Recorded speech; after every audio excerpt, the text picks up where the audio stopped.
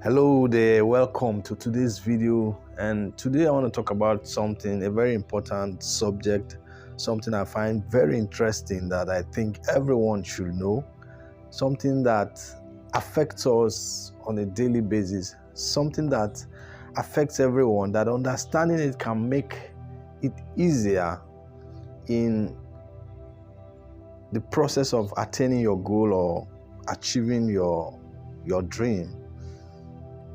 And as you must have seen from the title of the video, it's why you need to fail more in order to succeed.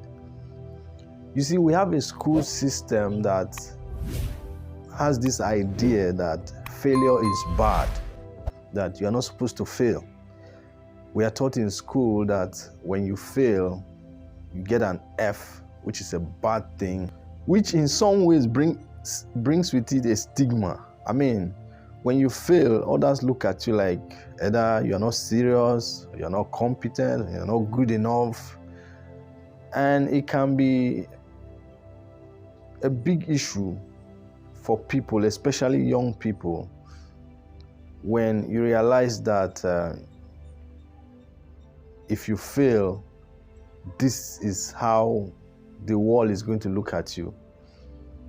But when we look at people who are highly successful in society, when we look at billionaires, for example, here is something that Mark Zuckerberg said on failure. Facebook wasn't the first thing I built. I also built chat systems and games, study tools and music players, and I'm not alone. J.K. Rowling got rejected 12 times before she finally wrote and published Harry Potter.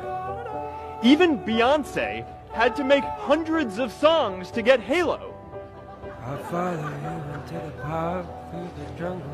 The greatest successes come from having the freedom to fail. I mean, imagine that. What if the school system actually taught this?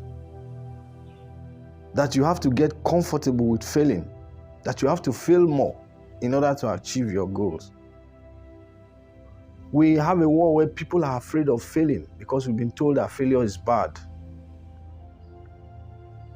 But the highly successful people, and I'm talking about people who are running big enterprises, people who are successful on a global scale, people who run multinational companies, people who are doing big things around the world, will tell you that they failed and failed and failed and failed their way to their success.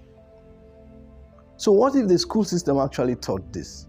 Taught that you have to fail more. That to achieve great success, you have to fail more. Because this is like a common denominator.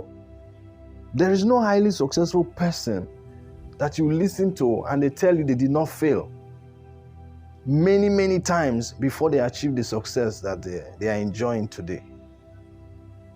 Mark Zuckerberg talks about how he failed and failed, how he built games, he built all sorts of things before he finally succeeded with Facebook. But this is something we are not told.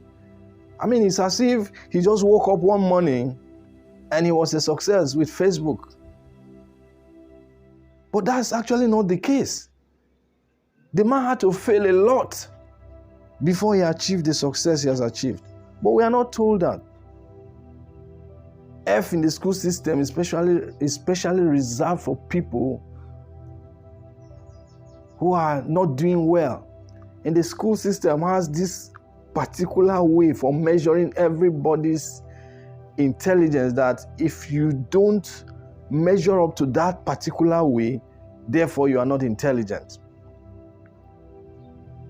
This one way that seems like that measures whether it's a fish, whether it's a bird, whether it's a land animal, whatever the type of person, you are measured with the same yardstick. Just imagine if a fish was measured with a yardstick of flying and told because you can't fly, you are a failure.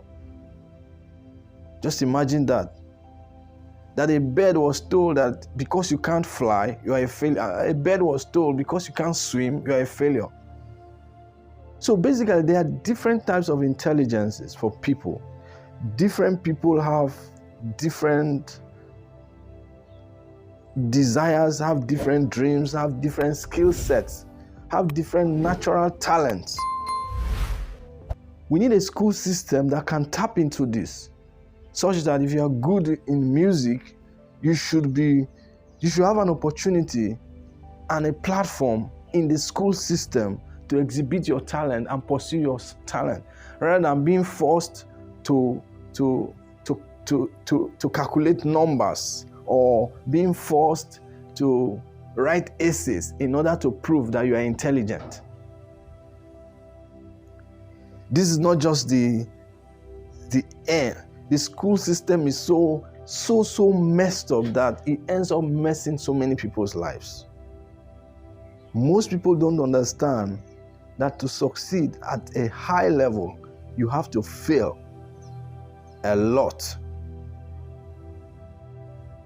And so because they try to avoid failing at all costs, they don't attempt the things that will actually bring them greatness.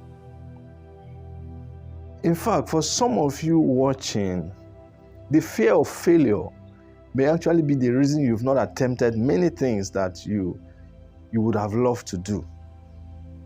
But you know what? It's time to start failing. It's time to fail more.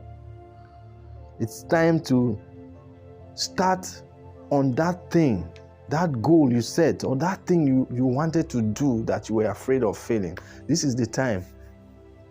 You need to get comfortable with the idea of failing and realize that you are going to fail anyway. It doesn't matter what you do. It doesn't matter. As long as you want to pursue a goal or something that is big or that can be great tomorrow, you must fail. So failure is something that you can't do without. It must happen, whether you like it or not. So the best thing you can do for yourself is to get comfortable with the idea of failing. You have to be ready to fail forward. You have to be ready to fail and go at it again, and fail again and go at it again. There's a certain freedom or liberation that comes with giving yourself the freedom to fail, giving yourself the license to fail forward. Understanding that failure is not bad. Society may have educated us to see failure as a bad thing, but actually it's not. It's actually one of the best things that can happen to you. But you must make sure you are failing forward. What that means is with every failure comes its lessons. You learn the lessons and you get better. You learn from your experience. You know, one of the best ways to learn is through experience.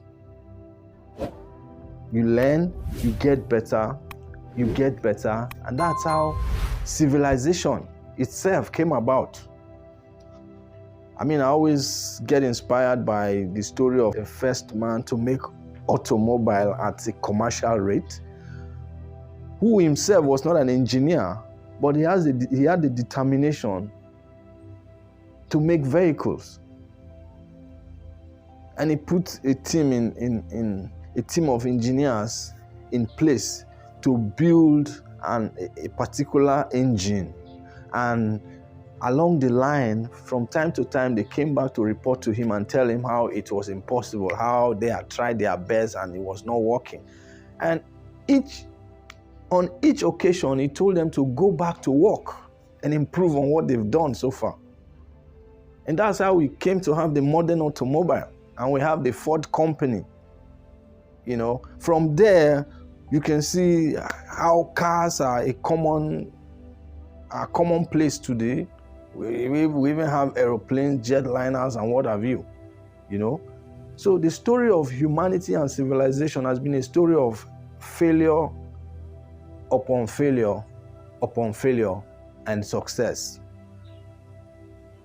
So how about the school system teaching our young people to understand that failure is a good thing, that you have to fail in order to succeed? This, in my opinion, will make a very, very significant or drastic change in the way the world is. So my message in this video is simple.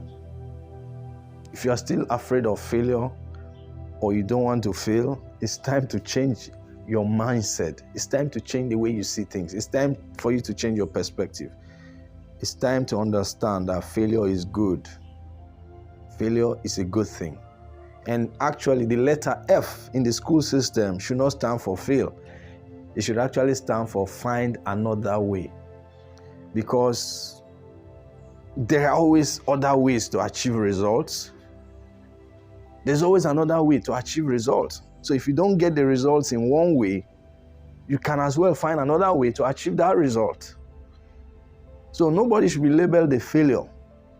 Nobody. As long as you're striving forward, as long as you are ready to make improvement, as long as you are ready to learn. And in fact, people should be taught to learn from what did not work and find a better way to make it work.